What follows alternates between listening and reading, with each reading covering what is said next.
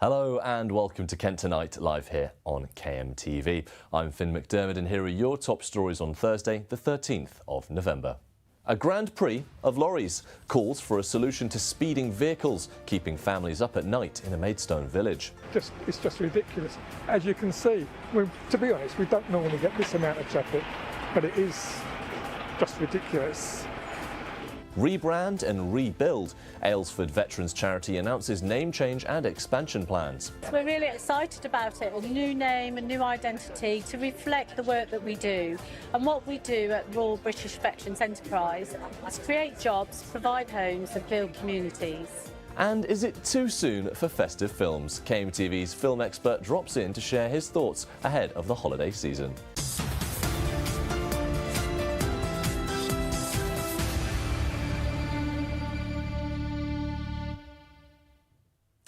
But back to our top story tonight. People living in Bourton-Monchelsea say their quiet village has become a nightly racetrack for lorries. Residents along Heath Road say heavy goods vehicles are speeding past their homes late at night, shaking properties and keeping families awake. Some have filmed dozens of HGVs passing within an hour and are calling for traffic calming measures, as I've been finding out.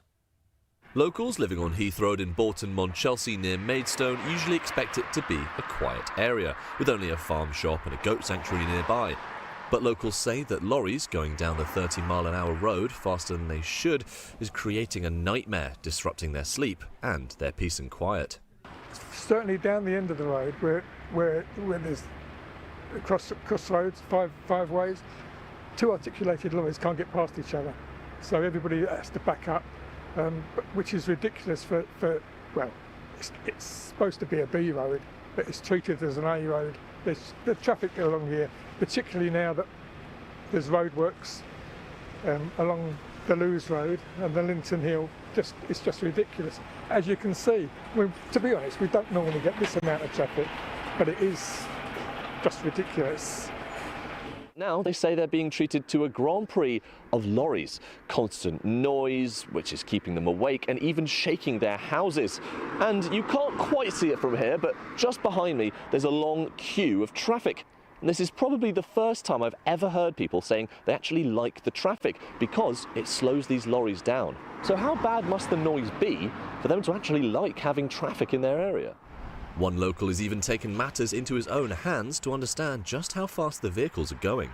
The first thing I did was to obtain a calibrated camera from the parish council, which was provided by the police, just to get a bit of an objective measure as to actually, what does this speeding constitute? What are the actual numbers?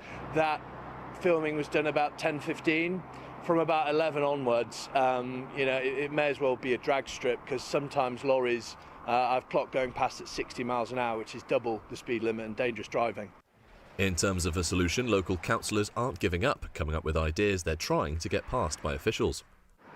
We're trying to put either a speed bump or even paint showing people that they really need to slow down, and we would like a SID, a speed indicator device, to actually showing people like what speed they are doing, and with a smiley face and a down face, so they're actually aware of what they're doing, because often they're just following the traffic and not realising at what speed they're going at. Police Sergeant Paul Cook said in response to concerns raised by residents of Bourton-Monchelsea, local beat officers have been carrying out high-visibility patrols to act as a deterrent for speeding and other traffic offences. We will continue to proactively target those who put other road users at risk and urge motorists to drive responsibly to protect themselves and others. Speed limits are limits, not targets. Until a permanent solution is found, local residents will have to hope that the lorries will keep to their speed and that it won't be a long road until the problem is fixed. Finn McDermott in Bourton-Monchelsea for KMTV. Next tonight, a long-standing Aylesford charity supporting armed forces veterans has changed its name, hoping to avoid confusion with another leading organisation. They were formerly known as Royal British Legion Industries, but the charity has now been renamed Royal British Veterans Enterprise. The charity has also announced a £15 million investment in a new factory to create jobs for ex-service personnel as well as training opportunities. Our community reporter Henry Luck has more. Out with the old, in with the new, Royal British Legion Industries in Aylesford has just been renamed Royal British Veterans Enterprise to reflect the work being done to get ex-servicemen back into employment and living stable lives. Yes, we're really excited about it. A new name, a new identity to reflect the work that we do. And what we do at Royal British Veterans Enterprise is create jobs, provide homes and build communities. Quite excited. I've worked in the Royal British Legion Industries for 26 years, and now this new branding is going to take the charity further. You know, there's a lot of work out there, and hopefully we can employ veterans in our new franchise. Along with a new name, the charity has also welcomed a new president. I think as president, it's important to say thank you to everybody who works here and who contributes to making this such an incredibly thriving community. There's going to be as ever, there's a need for funding, so it's wonderful if I can go out there and I can help them to secure funding for their new factory. One of the new plans by the RBVE is constructing a new factory here at this site in Alresford, with building scheduled to begin in summer of next year. With 2026 fast approaching, the RBVE is eager to take this revamped energy and make some big changes to help those who served. Henry Luck for KMTV in Alresford. Next, Kent's Police and Crime Commissioner Matthew Scott will be the county's last, as the government's announced plans to scrap the post nationwide. First elected to the role in 2016 at the age of 31, he was the youngest PCC at the time and has since been re-elected twice. He'll be among 40 PCCs across England and Wales whose jobs will be shelved once their term ends in 2028. Policing Minister Sarah Jones said the model has failed to live up to expectations and that their powers will be given to elected mayors or council leaders, saving up to £100 million. When approached for comment, Mr Scott said his priorities until 2028 remain unchanged and he'll continue to seek to cut crime, support victims and build trust. Next, 13 staff members at branches of the Kent-wide Turkish restaurant chain Aspendos have been arrested during immigration raids. Locations in Margate, Ashford, Folkestone and Dymchurch were visited by joint teams from the Home Office Immigration Enforcement and Kent Police on the 7th of November. The Home Office says illegal working undermines honest employers, undercuts local wages and fuels the criminal industry of immigration crime. Aspendos says it is cooperating with the investigation, though it does dispute some of the allegations. Online grooming cases in Kent are at record levels. That's what new data from the National Society for the Prevention of Cruelty to Children, or NSPCC, revealed today. There have been 300 online grooming cases in the past year here in the county, with police recording more than 7,000 offences nationally. Our reporter, Chloe Brewster, is with us now to talk us through this report. So, are quite shocking numbers, but what do they mean for children and parents? Well, parents, this is really frightening. It's obviously more and more difficult to control your child's internet use. Online grooming can have a huge impact on children. You know, older people can get in contact while posing as a child. They can also send nude images or even agree to meet up with people. We spoke to Lewis Keller from the NSPCC to talk us through that. We know that online child sexual abuse can have a major long-term effects on a child, leading to feelings of shame and guilt. And unfortunately, the cases recorded will only represent a fraction of the total number of cases, because often children don't report cases of online grooming, and also platforms sort of use features like end-to-end encryption, which means that they're blinded from a lot of the content that's shared on platforms. So that's why we've released a new report today, which outlines some of the ways in which private messaging services in particular can keep children safe. So are there any specific apps where grooming is more likely to happen than others? Well, predators by nature do tend to use apps that children are often on, Snapchat being one of them. Snapchat actually made up 40% of grooming cases according to the NSPCC data this year. But what's particularly worrying for parents is that messages on Snapchat do disappear after they've been read, meaning the paper trail just isn't there. I see. And What are NSPCC hoping to change with their report? So they're calling on tech companies, Ofcom and the government to take leadership on addressing these issues. That includes using every tool available to stop perpetrators. So one of those tools would be detection for images that may include child abuse material or nude images that a child may have taken of themselves, and removing that before they're able to send it. Other ones might include metadata analysis to detect whether an adult is contacting large numbers of children. I see. We haven't got much time left, but how can parents protect their children? So just being aware, having those open conversations with their children, but also the NSPCC have lots of different information on their website, just encouraging, telling parents where they should go to improve their knowledge of their children's screen time. I see. Thank you so much for bringing us this story, Chloe. Now it is time for a pause, but after this short break, we'll be chatting Tashes and charity with a father-son duo raising money for this Movember. There are also some rainy days incoming. There's a storm coming that's bringing us a very wet end to the week, and we'll learn about the latest local football news with today's Sports Roundup. We'll have all that and more after this very short break. Hopefully some good news for Kent's football teams there. I'm looking at you, Gilles. Well, we'll see you very soon.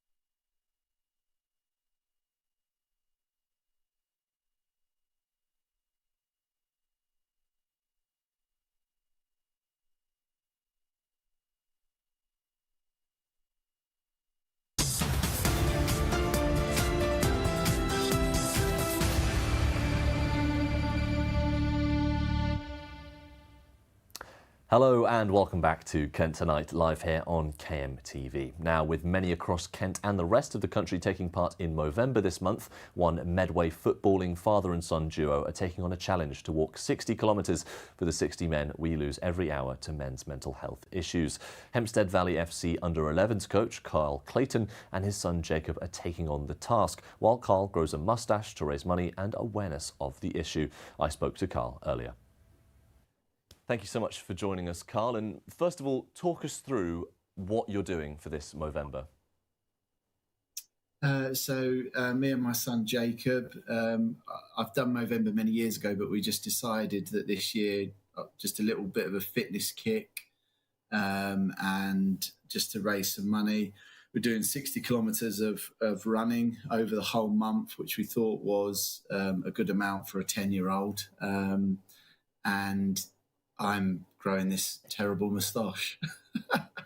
Fair enough. And how have you been finding that? So obviously we are now into the month of November. So how far through that 60 kilometres are you, and how much further, I suppose, is the moustache going to grow?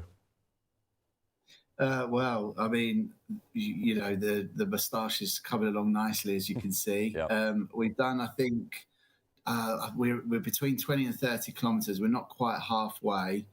So we're ahead of schedule because it was basically 2 kilometres a day for Jacob, averaged over the month. But because we're a busy family, we try and get ahead at the weekends. So we're ahead slightly at the moment, but I think we'll be on track tomorrow when we'll probably try and get out again tomorrow, Saturday and Sunday.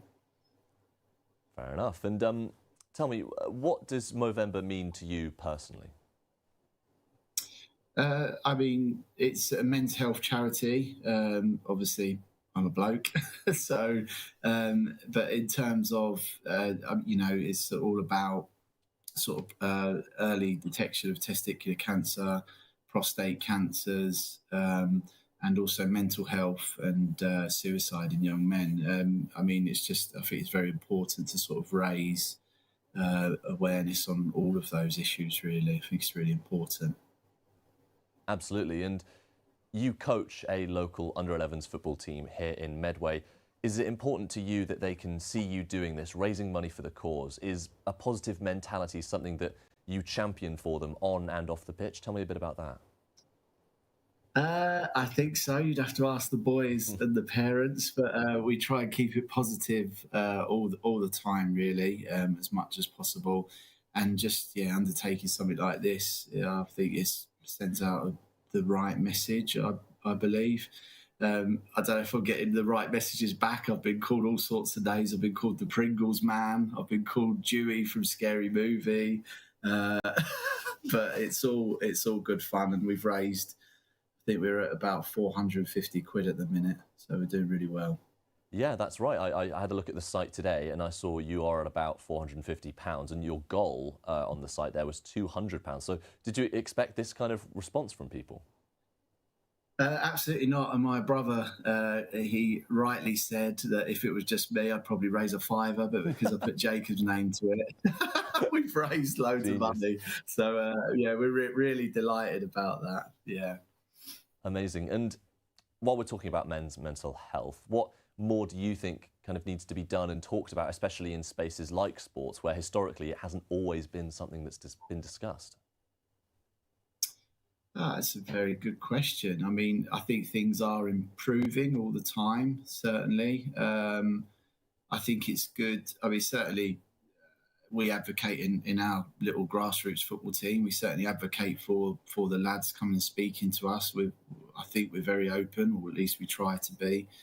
I think just generally just speaking and being open is the way forward, right? I think that's just how it should be. Absolutely. And, I've played a little bit of Sunday League myself, and it's an interesting atmosphere from whatever club you play at. Do you think that in terms of sports, there needs to be kind of a wider appeal for people to be able to talk about these things? And you mentioned that things are getting better. Do you think it's a long road to that, or are we on the way? Yeah, I think with all these things, they take time, right? There's generational things. There's sort of older people who weren't able to, or they've come from a time when you couldn't talk about things. Even sort of physical health issues, people used to brush under the mat. That seems to have got better. Certainly, that's further forward than mental health, but mental health has still got a bit of a way to go, I think. Absolutely. Thank you so much for your time today, Carl, and good luck with the rest of your walk and the rest of your moustache. Thank you very much. Now it's time to take a look at other sports news from around the county with Nicole Stewart-Cupidon.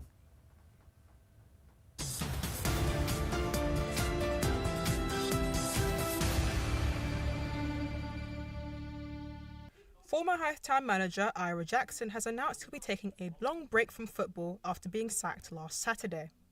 After having a 6-month stint with the Cannons, Jackson was sacked after a run of 11 defeats in 12 Southern Counties East Premier Division games. Jackson said he'll need some time to recover and heal, as well as expressing that there's a lot of trauma related to the role of a manager, different to that experienced by a player. He was also one of the youngest managers in Kent at only 28 years old. While Jackson was offered an alternative role around the under-23s, he ultimately turned it down, but wishes well for his team in future fixtures. Speaking of managers, Lloyd Hume of Ashford United said it would be cowardly of him to abandon his team while they are struggling. This comes after yesterday's very close game against Sevenoaks, where Louis Collins scored a 97th minute winner, saving the nuts and bolts from a 1-1 draw. Hume's ownership of Ashford has been universally praised, but fans have been largely unimpressed with the results. When faced with this criticism, Hume admitted, "I haven't gotten it right at the moment, but I will get it right." But with United facing AFC Whiteleaf this Saturday at 3 p.m, who knows if these words will finally be exchanged for some goals. Thanet's own Ross Wilson has retired from table tennis at age 30, after suffering a series of injuries that persisted throughout his over a decade-long career. Wilson won Paralympic team medals in London 2012, Rio 2016 and Tokyo 2020, and reached a career high of number 2 in men's class 8. But after a hip fracture following a surgery last year, Wilson said it would probably take about a year to get back to any sort of decent level. "It's just not there for me now, and it's not something that I want to really do anymore." Wilson has recently graduated with a first-class degree in psychology, which is now going to be his main career focus.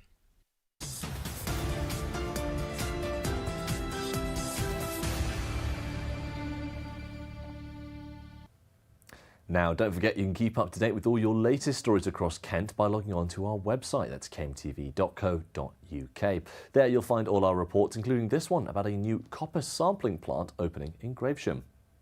As global demand for recycled material grows, Britannia Refined Metals in Northfleet has unveiled its new £41 million investment into the UK's circular economy. This is the system that prioritises the reuse of materials and elimination of waste. The site aims to recover copper and other important materials from everyday items like fridges, microwaves and mobile phones.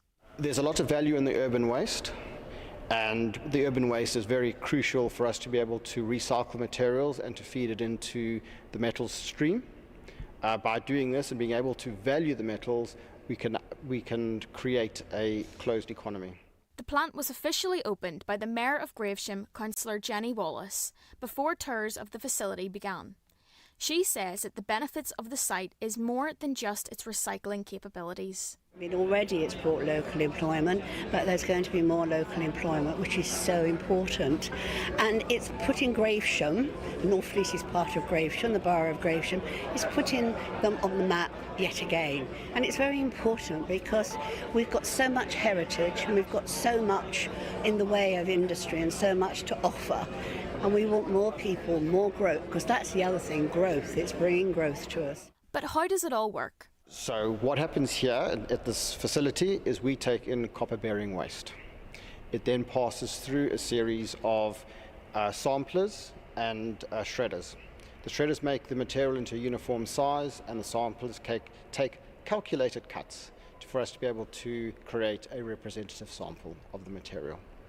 That sample from here goes down to a second facility, which is on our BRM site, where the material is passed through various furnaces to create another sample, smaller sample of the original. That we use to value the material, the waste. With capacity to handle around 25,000 tonnes of metal a year, this new plant puts Kent at the heart of the UK's push towards a more sustainable metal industry. Kristen Hawthorne for KMTV in Northfleet.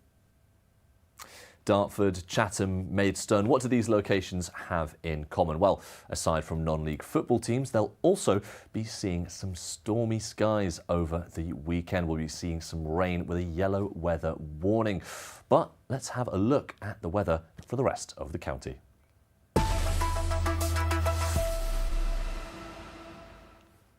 Tonight we can expect to see cloudy skies and some light rain across the county, temperatures of 13 to 14 degrees across the board. Tomorrow morning temperatures will be expected to remain the same, rain across the west of the county there. And by the afternoon the rest of the county can expect to see rain except over, remaining cloudy, temperatures raising slightly there to 15 degrees. And here's your outlook for the coming days. Saturday we'll see that weather warning and it will get a little bit colder. On Monday 10 degrees with a little bit of sun.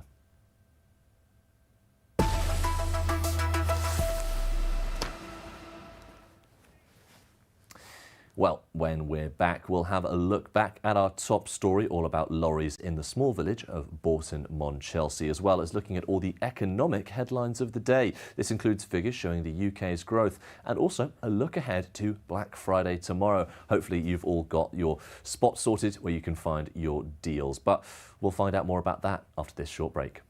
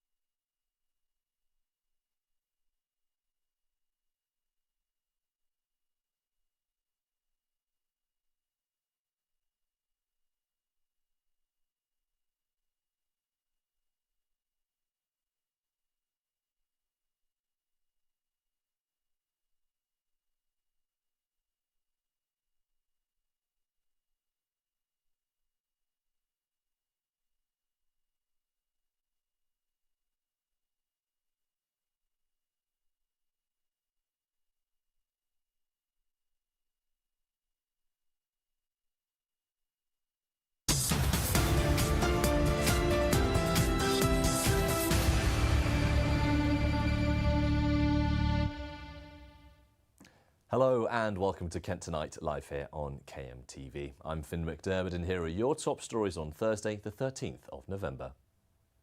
A Grand Prix of lorries calls for solution to speeding vehicles keeping families up at night in a Maidstone village. Rebrand and rebuild. Aylesford Veterans Charity announced name change and expansion plans. And too soon for festive films? Well, KMTV's film expert drops in to share his thoughts ahead of the holiday season.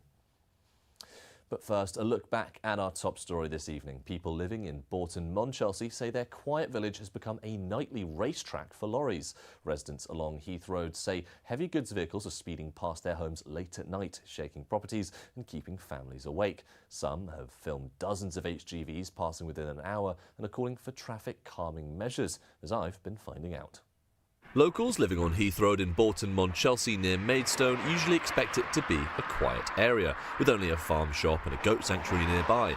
But locals say that lorries going down the 30-mile-an-hour road faster than they should is creating a nightmare, disrupting their sleep and their peace and quiet. Certainly down the end of the road where there's crossroads, five ways, two articulated lorries can't get past each other. So everybody has to back up. Which is ridiculous well, it's supposed to be a B road, but it's treated as an A road. The traffic along here, particularly now that there's roadworks along the Lewes Road and the Linton Hill, it's just ridiculous.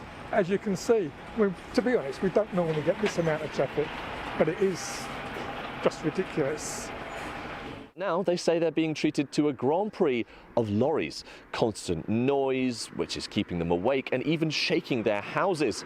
And you can't quite see it from here, but just behind me there's a long queue of traffic.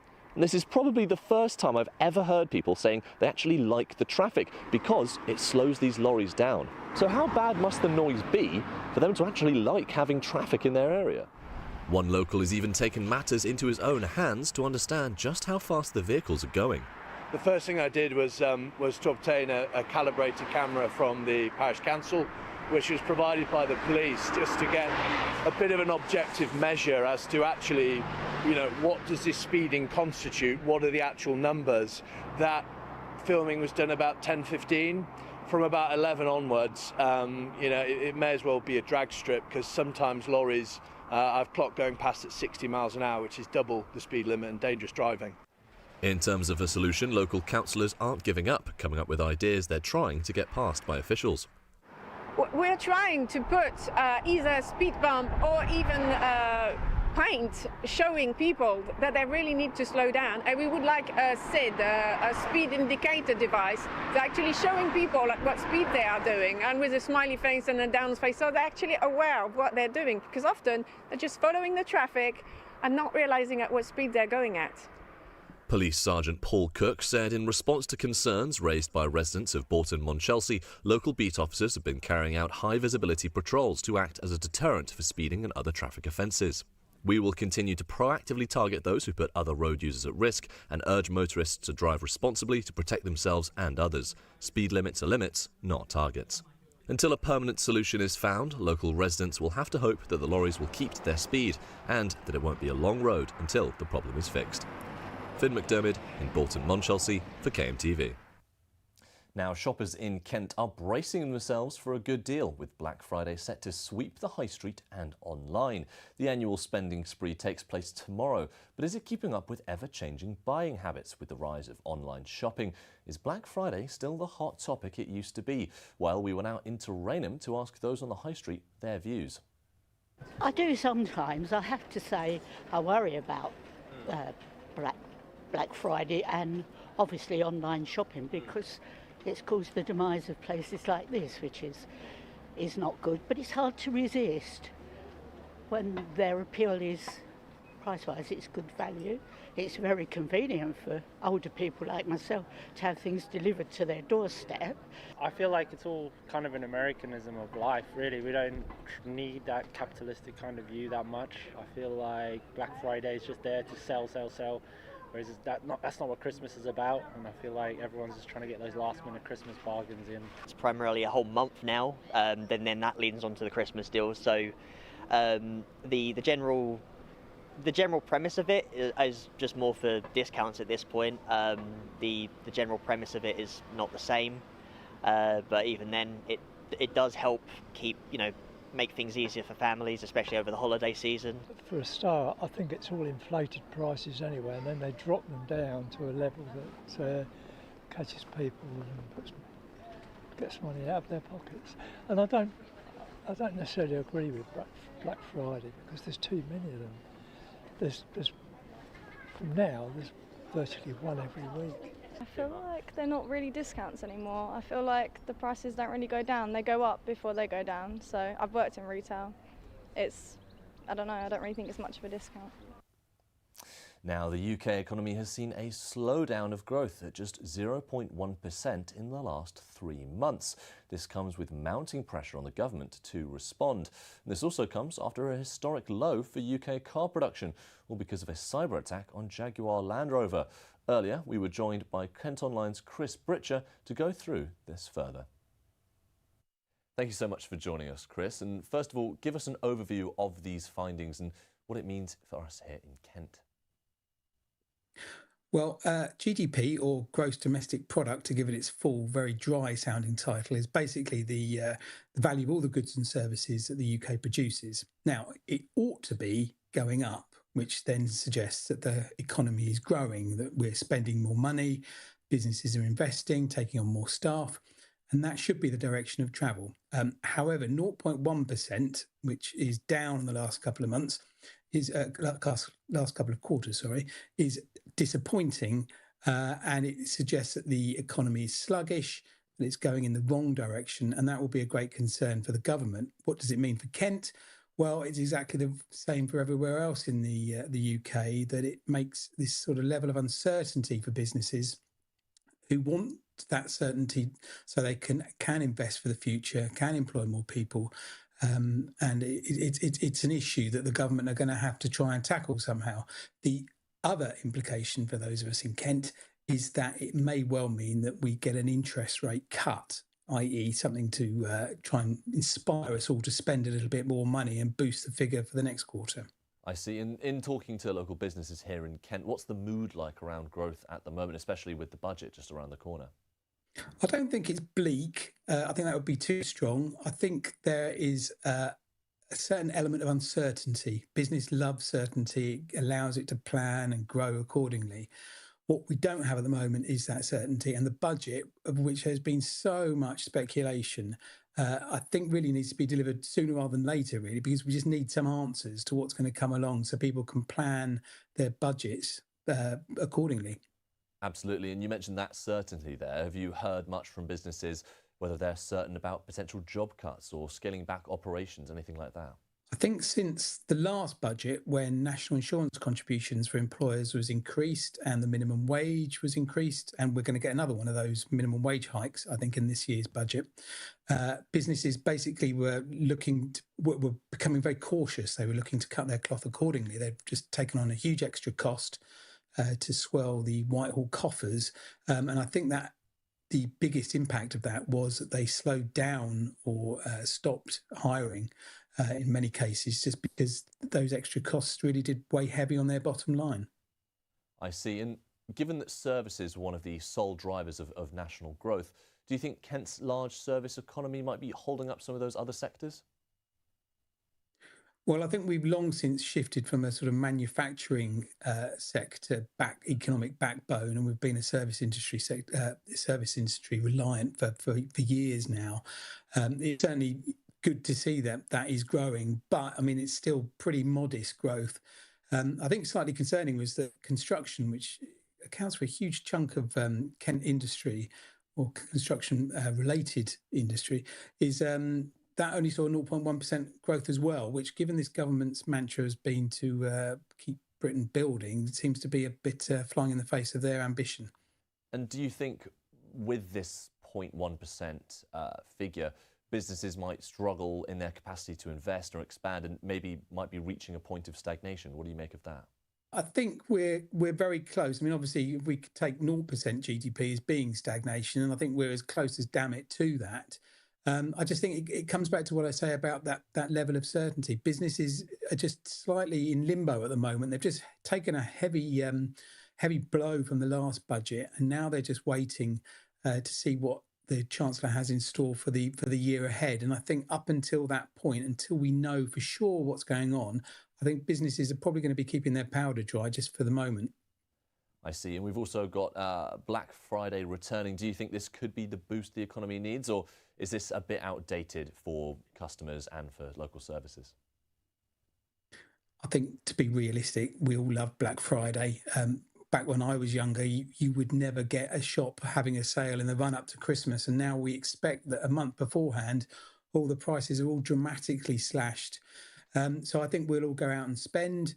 I suspect we might not spend quite as heavily as we once did, because I think although we tend to put household budgets on hold a little bit over Christmas, I think people are going to be slightly anxious. And of course, if that budget a few days later tells us all that we're going to have our income tax hiked, then I think we may be a little bit more cautious. But I think it's still crucial for retailers. I see. Thank you so much for joining us on this chat, Chris. And after this short break, we'll have our resident film expert, Chris Deasy, here ahead of tonight's film club. We'll be talking about whether or not it's too soon for Christmas films, including some classics like Harry Potter. And we'll also be taking a quick look at one singer you might know who's making her debut in film. There'll also be a roundup of all your business stories from around the county. We'll have all that and more after this very short break.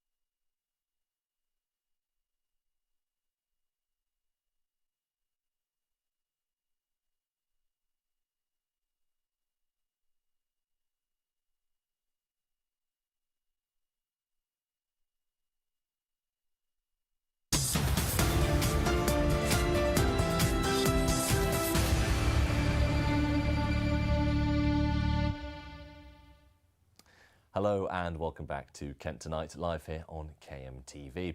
But first, let's bring you a business roundup with Izzy Kenny.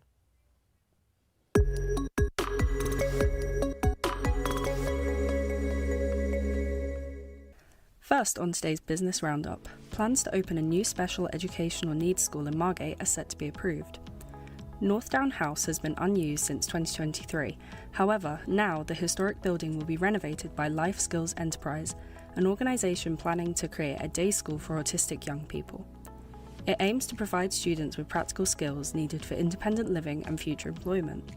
Planning officers have noted that the works will result in some harm to the heritage of the building, but that this is outweighed by the public benefits it provides. Flooring is broken, desks have been left abandoned and the ceiling has partially collapsed. This is the current state of former Folkestone Library in Grace Hill. The historic site has been closed for 3 years now and is feared to be financially beyond repair.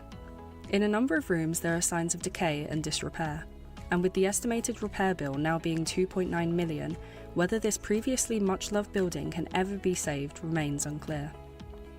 Canterbury, Herne Bay and Whitstable are offering free parking for shoppers for select dates on the lead up to Christmas. In Canterbury, parking at all 3 park and ride sites will be free from 2 p.m. tomorrow for the Christmas Lights Switch On event, with entertainment happening throughout the town from 5 to 7 p.m. and the Christmas market open till 8. Canterbury City Council say this will hopefully encourage people to shop locally and support businesses during the festive season. And finally, plans to turn a former hotel into a petrol station and M&S food store have been approved. The former A2 Tollgate Hotel in Gravesend has now been empty for nearly 2 decades. However, the remaining buildings will be demolished to make space for a petrol station with 6 pump islands, 24 EV charging bays, an M&S Simply food store, a Wild Bean cafe and parking. Councillor Samir Jasal said, frankly, it's an eyesore coming into the borough and something sensible being done there is what it needs. That's all for today's business roundup.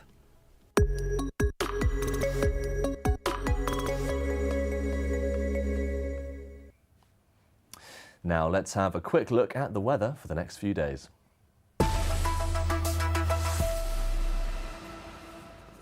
Tonight we can expect to see cloudy skies and some light rain across the county, temperatures of 13 and 14 across the board. Into tomorrow morning, temperatures expected to remain the same with rain across the west of the county, and by the afternoon now, the rest of the county you can expect to see rain except for Dover, which will remain cloudy, temperatures raising slightly to 15 there. Dartford, Chatham and Maidstone are facing a yellow weather warning continuing through to Saturday. And as we can see there, temperatures will lower to 11 and 10 degrees on Monday with some sun.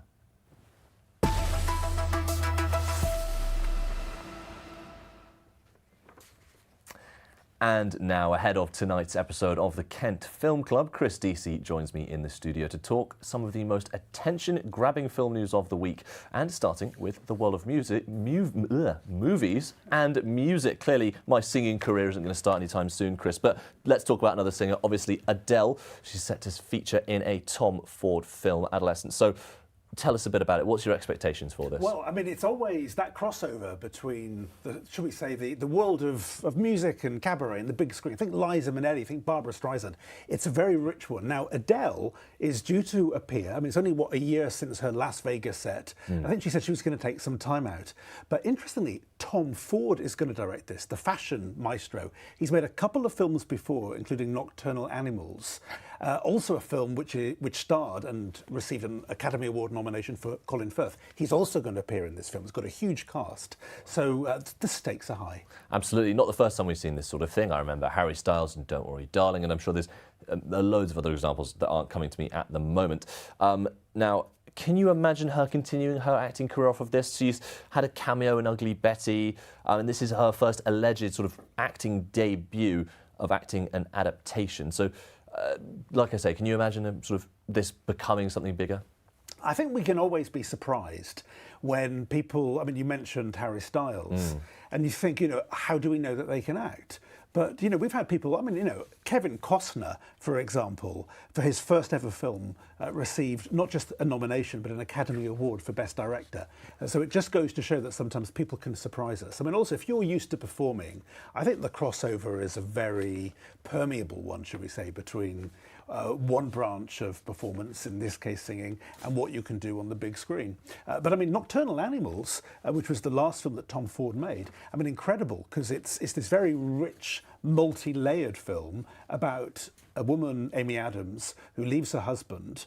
She thinks he's quite weak, and suddenly he writes this novel which shows a different side to him, and his life improves while hers diminishes. So with all of those sort of nuances, it'd be fascinating to see how Adele can play a leading role in a Tom Ford film. I can't wait to see, is it going to be a psychological thriller? Absolutely, and it's interesting you mentioned Nocturnal Animals there, because that was an adaptation of a Christopher Isherwood book, and Adolescence is also an adaptation. Do you think it is kind of Tom Ford's natural state, is adapting these novels into the silver screen? Yeah, and also when you consider how easy it is to do these sort of adaptations. I mean, Frankenstein is out at the moment. I mean, I saw it the other evening and I thought, oh, I've seen this before. I'm a bit of a sucker for the 1994 version with Kenneth Branagh and Robert De Niro. But there's always going to be a rich take that you can bring to familiar material. Dangerous Liaisons being another obvious example. Absolutely. Now, could you imagine a world where many of today's singers kind of fall into this pipeline from musician to actor? And are there any that come to mind that you think could do a particularly good job? Well, it's the irony of Elvis, because of course we've had the big screen Elvis films, but Elvis himself appeared in many films, but arguably they didn't exactly showcase his talents. So we see him as somebody who did these not particularly, they were almost like B-movies. He was the huge star, but the films were not exactly Academy Award material. So in a way, if you're stretched enough by a really good director, then there's no reason why it shouldn't work. Absolutely. And I mean, this is, like I say, an adaptation of a novel, and with bringing Adele into it, I mean, it kind of marks an interesting point in her career. Did you kind of expect this for her as a sort of role, from going from musician to actress? Well, the best example I would give, or the best analogy, is Lady Gaga. When I knew that she was going to be in a film, I thought, she did A Star Is Born, and I thought, but how do we know that she can act? And she did phenomenally, and she's been in plenty of other films as well, like House of Gucci. So if we use that as the template, I would say that, let's give her the benefit of the doubt. Definitely, definitely. We're moving on to a different topic now. Harry Potter. I'm not too familiar with this, but apparently there is a bit of a link between Harry Potter and Christmas. Are you aware of this at all? Well, I know that it was this very week in, wait for it now, 2001, that the first Harry Potter film, The Philosopher's Stone, came out, and also exactly the following year, The Chamber of Secrets came out. So these were films released in November, just like many Halloween films, actually in the 70s, were released after Halloween. Christmas films are often released way before Christmas, so you have this intersection between the seasons. So in that sense, this is a film, like Wizard of Oz, people will associate with Christmas because of the time of year in which they saw it, even though the actual films themselves may not be Christmassy. Absolutely, and I think it's interesting because Harry Potter as a film franchise is very much, it takes place over the course of a school year, so it has these very iconic Christmas moments. I can remember obviously in the first one where he unwraps his invisibility cloak, and then in, I think it's a firebolt from someone else, but it's the whole season. So even though it's got, I would argue Harry Potter has more Halloween ties than Christmas, but I find it interesting that people kind of make that comparison. Are there any movies similar to that you tend to enjoy over the holiday period? Maybe not Harry Potter, but something else that, even though it's not necessarily a Christmas film, you still watch it at Christmas? Yeah, I mean, a film like, The Apartment comes to mind. Now, that in a way is a Christmassy film, but the question is, does the fact that it's set over the Christmas season, I mean, Die Hard is the obvious example people would give, what makes it a Christmas film? Does it have to be an integral part of the narrative? Is there like a sliding scale? What's the criteria?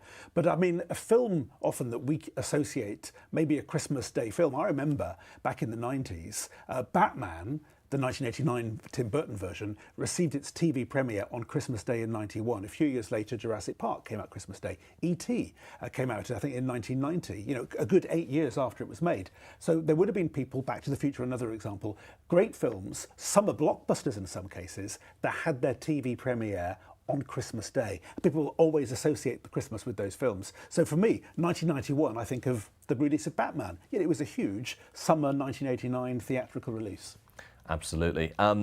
On Harry Potter, obviously a very long-standing franchise of films. We have another franchise of films, a little bit brighter maybe than the last in terms of its colour palette. Toy Story 5 has been announced. Obviously, we had the first 4 over before I was born and through my childhood. So it's a long-standing franchise. First of all, what do you make of it? Do we need a Toy Story 5? Well, I'm afraid that I was old enough to see it. The first one that came out, it was around February, wait for this, of 1996. So we're talking nearly 30 years. This one is due out, I think, next June. So we're talking 30 years since the first one.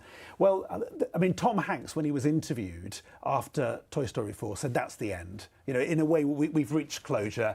We don't need to go any further forward. Whereas Tim Allen was much more amenable to the possibility of a fifth. I think he said, well, you've had the trilogy. Once you've gone beyond the trilogy, anything goes. You can keep going. Why do you need to stop? So there is that reason. But also, see, the crucial thing is, are they going to appeal to a new generation of children? I mean, there's the irony that there will be people now who may even have grandchildren who were children or young people themselves when this first one came out. So in that respect, it has to appeal to a new generation. And I think from what I've read is there might be a sense in which they are engaging with the world of computer and smart screens, maybe an on-screen toy or video game. So that'll be an interesting twist to the very first film, which was much more dealing with those analog toys of yesteryear. Absolutely. And if you want my 2 cents, I think we've had, you know, like you say there, you go past the third one, we've had 9 Star Wars films, we had an Indiana Jones remake. I think you get to this point and you can't really point fingers and go, well, I don't want Toy Story 5. It's, you know, it's different films for different people. Well, that is unfortunately